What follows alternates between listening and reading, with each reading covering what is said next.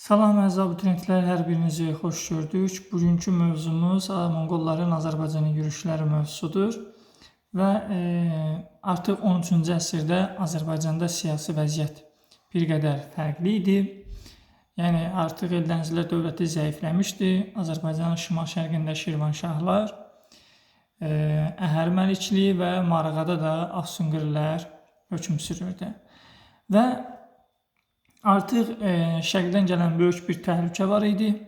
Demək, Mərkəzi Asiyanın şərq hissəsində 1206-cı ildə Çingiz xan tərəfindən böyük Monqol imperatorluğu yaradılır, Monqol dövləti yaradılır və artıq Monqollar başlayırlar Mərkəzi Asiyanı işğal eləməyə. Və Monqol yürüşləri ərəfəsində Azərbaycanda siyasi vəziyyət necə idi? Feodal pərçəndəlik hökm sürürdü, yəni vahid dövlət yox idi. Bayaq qeyd etdim ki, Eldənizlər dövləti artıq öz qüdrətini itirmişdi və dövlət işləri Özbəyin, yəni sonuncu Atabəy hökmdarı Özbəy ki var, bunun xəbəri olmadan, iştirakı olmadan bütün dövlət işləri həll olunurdu. Marağada Rəvvadilər nəslindən olan Afsunqırlar hökm sürürdü, həmçinin Əhər hakimliyi mövcud idi. Şimal-şərqində də bildiyimiz kimi Şirvanşahlar dövləti hökm sürürdü və yaxud da mövcud idi. Monqolların birinci yürüşündən danışaq. Deməli, Monqolların birinci yürüşünə təbii ki, Cəbə və Subutay başçılıq edirdi. Yazmamışam, buraya yəqin yadımdan çıxıb. Cəbə və Subutay başçılıq edirdi. Birinci yürüşdə məqsəd təbii ki, kəşfiyyat xarakterli daşıyırdı. Bəs bunlar necə oldu, Azərbaycana gəldi, çıxdı? Demək, Monqollar Mərkəzi Asiyanı işğalı zamanı Xarəzmşahlar dövlətinin torpaqlarını işğal edirlər.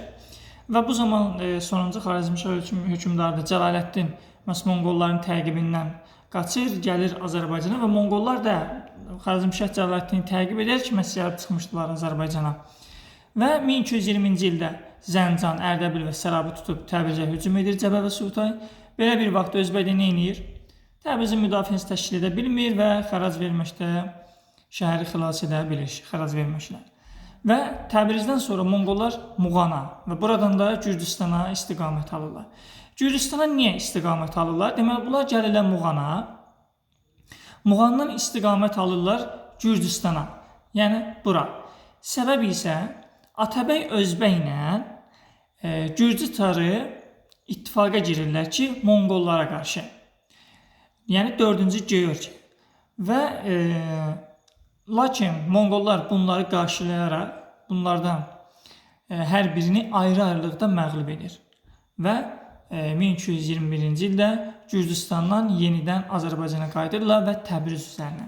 Və yenə də Təbrizdən ikinci dəfə xərac alırlar və Şəmsəddin Toğrul Monqollara xərac verməklə şəhəri xilas edə bilir. Və ondan sonra Monqollar Marağa şəhərini tuturlar. 1221-ci ildə Marağanı qarət edirlər və əhaliyə divan tuturlar. Ondan sonra isə Monqollar üçüncü dəfə Təbrizə yürüş edirlər və bu zaman Özbək Naxçıvana qaçır. Yəni təbii ki, bu da bax nə qədər səriştəsiz bir hökmdar, bacarıqsız bir hökmdar olduğunu bax bir daha burada biz görə bilirik. Yenə də şəhərin müdafiəsini Şəmsəddin Toğrul öz üzərinə götürür və yenə də Monqollara xərac verməklə şəhəri dağıntılardan xilas edir. Və beləliklə Monqol testə düşəcək. Monqolların birinci yürüşü zamanı artıq Təbriz şəhərindən Monqollar 3 dəfə xərac almışlar.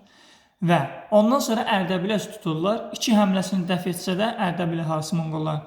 Lakin sonunda şəhərə kömək göndərilmir və beləliklə şəhər Monqollar tərəfindən tutularaq dəhşətli qətillər törədir Monqollar orada. Hətta ərəb tarixçisi Səyyah Yaqut Ələməviyə görə Monqollar şəhərdə bütün kişi əhalisini qılıncdan keçirmişlər.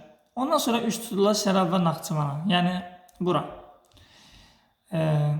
Baxın, Naxçıvan ərazisinə və bir də Sərab şəhərinə üst tutmuş olurlar. Və buranı da təbii ki tuturlar, burada da qarətlər həyata keçirirlər və artıq Monqollar demək olar ki, Azərbaycanın bir çox şəhərlərini qarət edirlər. Oradan da üst tuturlar yenidən şimala, Beyləqan şəhərinə, yəni Kürün sahilində yerləşən şəhər ki var idi. Bax, burada. Xəritə üzərində özüm göstərirəm ki, bütün mövzuları yoldaşlar. Yəni, şəhərləri tapmaqda çətinlik çəkməyəsiniz, bəzən testə gəlib düşür. Bəli, üst tuturlar hara? Beyləqan şəhərinə 1221-ci ildə. Və Monqollar yürüşləri təbii ki davam elətdirirlər. Sonra Gəncəyə üst tuturlar. Gəncənin lakin ciddi müqavimət göstərdiyini görür Cəbə və Subutay. Və nə edirlər? Açıq döyüşə girmədən çəkinirlər. Ona görə də Cəbə və Subutay nə edirlər? Həmin o Təbrizdə olduğu kimi buradan da xərac almaqla kifayətlənib artıq Şirvana üst tuturlar. Və Şirvanı ələ keçirib burada qətl qarətlər həyata keçirirlər digər şəhərlərdə olduğu kimi. Buradan da artıq öz vətənlərinə qayıtmaq istəyirlər. Yəni Şirvanı qarət edəndən sonra adamların bir dənə yolu var idi ki, buradan şimaldan, Şirvanı tutandan sonra buradan şimaldan keçib öz ölkələrinə qayıtmaq. Və bu da çox təhlükəli idi. Çünki onlar pusqu gözləyə bilirdilər oradan, təhlükə gözlənilirdi oradan, yəni üzr istəyirəm, pusqu gözlənilirdi və təhlükə gözlənilirdi oradan. Ona görə hiylə yaratırlar. Deməli, Şirvanşaha xəbər göndərirlər ki, bəs biz sülh bağlamaq istəyirik. Amma Şirvanşah nə edir? 10 nəfərdən ibarət elçi heyəti göndərir. Lakin Monqollar təbii ki, bu danışıqlara davam elətdirmirlər. Elçilərdən birini öldürürlər və gizli yolla artıq Dərbənddən keçərək öz ölkələrinə qayıtmış olurlar. Və beləliklə Monqollar 1222-ci Azərbaycanı tərk etdikdən sonra nəticələri ağır olur. Gələcək işğallar üçün zəmin yarandı və Azərbaycan müdafiə gücü zəifləyir. Şəhər həyatına, mədəniyyətinə, iqtisadiyyatına və başqa sahələrə də ağır zərbələr vurulmuş olur. Hələ bu azmış kimi bunun ardıca Monqolların ölkəni tərk etməsindən 3 il sonra Xarəzmşah Cəlaləddin Azərbaycana yürüş eləyir.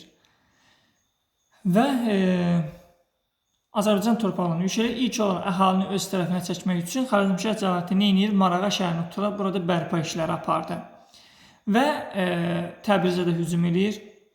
Və bu zaman Özbək əvvəlcə Gəncəyə, oradan da Naxçıvana qaçıb Əlincə qalasında gizlənir. Və Təbriz 7 gün mübarizə aparsa da sonradan şəhər əyanlarının xəyanəti nəticəsində, yəni onlarla gizli sazişə girir Xarəzmşah Cəlaləddin və sonunda şəhəri tuta bilir. Az sonra da yəni Təbrizdən sonra Gəncə, Beyləqan, Bərdə və Şəmkir şəhərlərdə ələ keçirir Cəlaləddin qoşunları tərəfindən. 1225-ci ildə beləliklə Atabəylə dövləti süqut edir. 27-ci ildə isə 1227-də Marağanın tutulması ilə Rəvvadi nəslindən olan Axsungurlər sülaləsi süqut edir. Yalnız bir dənə ərazi qalmışdı artıq. Şirvanşahlar dövlətinin ərazisi. Onlar da 1227-ci ildə illik 100.000 dinar xərac verməklə, yəni 3-cü fərbirs, artıq Cəlaləddinə asılı vəziyyət düşdü və beləliklə Azərbaycan işğalı başa çatdırılmış oldu. Azərbaycanın da işğalını Cəlaləddin tapşırır şərəf mülkə. Bu da neyini? Vergiləri artırır, öz başına qərarlar çıxarır və beləliklə əhalinin narazılığına gətirib çıxarır. Və 1231-ci ildə Gəncədə Bəndərin rəhbərliyi altında, yəni Usta Bəndərin rəhbərliyi altında üsyanlar başlayır. Təbrizdə də şərəf mülkün qeyri-qanuni vergi toplanması üsyana gətirib çıxarır. Ardicə də Xoy, Mərənd, Naxçıvan və testə düşəcək Cəlaləddinə qarşı baş vermiş üsyanların ərazisini xəritədə göstərən hansı şəhərlərdə üsyanlar baş verir. Çətinlik olsa, bəli, üsyanlar yatırılır. Baxın, Xoyda, Mərənddə, Naxçıvanda. Bunların hər birini xəritə üzərində göstərə bilərəm. Bəli, Təbrizin özündə baş verir, Mərəndin özündə baş verir, sonra Xoy şəhərində, Naxçıvan şəhərində və digər başqa şəhərlərdə də Xarəzmşah Cəlaləddinə qarşı üsyanlar baş vermiş olur. Və yoldaşlar, üsyanlar artıq onu göstərdi ki, baxmayaraq ki, üsyanları yatırıb Cəlaləddin. Amma üsyanlar onu göstərdi ki, Cəlaləddin Azərbaycanda qurduğu dövlət möhkəm əsaslara malik deyildi və yenidən Azərbaycana Monqollar növbəti hücumuna əlverişli şərait yaratdı. Bayaq vurğuladım dərsin əvvəlində. Çünki Monqollar hələ də Xarəzmşah Cəlaləddini təqib edirdilər. Çünki Xarəzmşahların son qalıqlarını da məhv etmək istəyirlər. Və 1231-ci Cəlaləddin Azərbaycanı tərk edir və bunun nəticəsində Monqollar ikinci dəfə Azərbaycana gəlirlər. Bu, deməli, Cəlaləddin də oradan qaçır gedir, yəni Azərbaycandan qaçır gedir Kiçik Asiyaya və beləliklə də Xarəzmşahların hakimiyyəti Azərbaycanda başa çatmış olur. Keçid alırıq Monqolların ikinci yürüşünə. Deməli, bu yürüşə Carımağan Noyan başçılıq edirdi. Məqsədi Azərbaycanda möhkəmlənmək idi. 1231-ci ildə eyni birinci yürüşdə necə burada da Marağa və Təbriz tutuldu. Bu Təbrizi ona görə tutdu ki, artıq bu zaman Şəmsəddin Tuğrayı vəfat eləmişdi. Yəni artıq şəhəri müdafiə edəcək elə bir şəxs qalmamışdı. Və 1235-ci ildə halbuki birinci yürüşdə Gəncəni tuta bilməmişdi, amma ikinci yürüşdə artıq Gəncə ələ keçirilir. Az sonra Şəmkir, Tovuz, Bərdə və Beyləqan, Şabran, Şamaxı və Bakı yürüsü Azərbaycanın şimal ərazisində. artıq Monqollar tərəfindən ələ keçirilib. 1339-cu ildə isə Dərbəndin tutulması ilə Azərbaycan işğalı başa çatdırılmış olur. Və beləliklə Cənubi Qafqaz, o cümlədən Azərbaycan 1339-cu ildən 1256-cı ilə qədər Ali Monqol xaqanlığının tərkibinə qatılır və Monqol canişinlər tərəfindən idarə olunurdu. Bu dövrdə feodallar ki, Monqollara xərac və qiymət hədiyyələr verirdilər, feodallar Ali Monqol xaqanı tac qoyma mərasimində iştirak edirdilər və Ali Monqol xaqanlığına yeni hökmdar seçiləndə öz malikanələrini idarə etmək üçün yarlıq alırdılar. Yəni icazə sənədi, sərəncam, əmr mənasında bu. Ali Monqol xaqanlığında Azərbaycana və ətraf ərazilər Arğun ağa canişin təyin edilmişdir. Yəni Monqol canişini də Azərbaycanı idarə edirdi. Arğun ağanın da siyasəti nə idi? Yerli feodalların, vassalların köçəri Monqol əyanlarının asılılığından gücləndirmək idi. Qısası belə deyim, Azərbaycanın yerli feodalları ki var idi, onları köçəri Monqol feodallarından asılı vəziyyətə salmağa çalışırdı.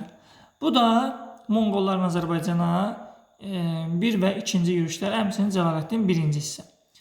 Və növbəti hissəni növbəti videoda izah edəcəm. Sağ olun.